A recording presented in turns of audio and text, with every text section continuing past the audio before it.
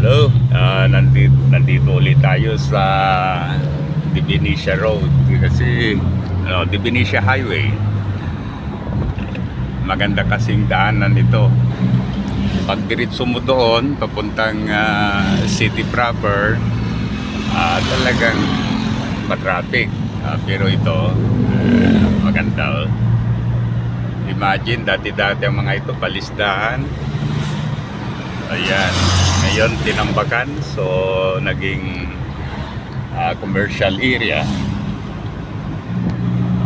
Ayan, ito yung CSI. Pwedeng mag exit dito, pwede rin mag enter. So imagine, puro bagong mga establishment.